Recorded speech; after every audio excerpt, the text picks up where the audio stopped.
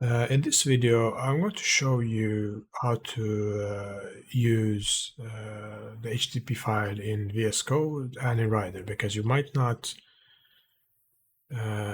be working on Windows. You might not like Visual Studio. You might prefer Visual Studio Code, or you might prefer JetBrains Rider, which is cross-platform. So let's minimize this. We can close that just to verify that it's off. Great. So here's our project. Let's just move it here. Let's open it up. Now, let's start with VS Code. So I'll right-click here, show more options, open with code, move to the screen. Here, let's go. Okay. So you're going to need an extension. It's called REST Client. You need to install this one by Huachao Mao, if I pronounce that correct. It's pretty popular, pretty good ratings. It allows us to send HTTP requests inside Visual Studio Code. Once you've installed that, we could open this up here, and I can open my requests.http file. And then we see, similar to Visual Studio, we have these send request files. So I'm just going to run this, just to keep it here for now. Just so we have something, and I can just try it out, and then we'll see how it looks here. 200 OK, we have those, not found, created, and all that. So put, delete. Good, everything works. And it's pretty nice too. Very simple to work with. So that's Visual Studio Code. Let's close that. And this one we can shut off. Then we can minimize that.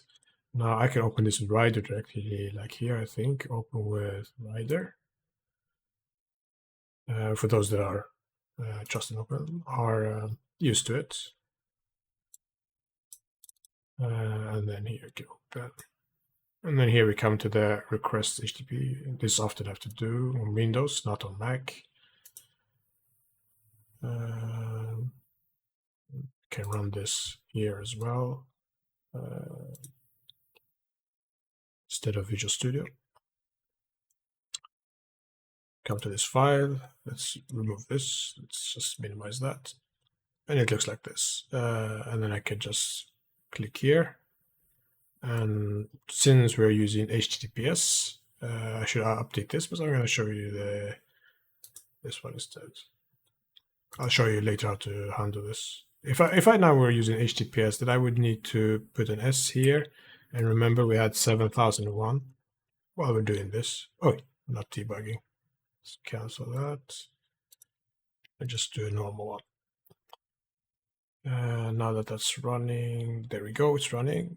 We can we can see here, similar to that, 200K, we have the data.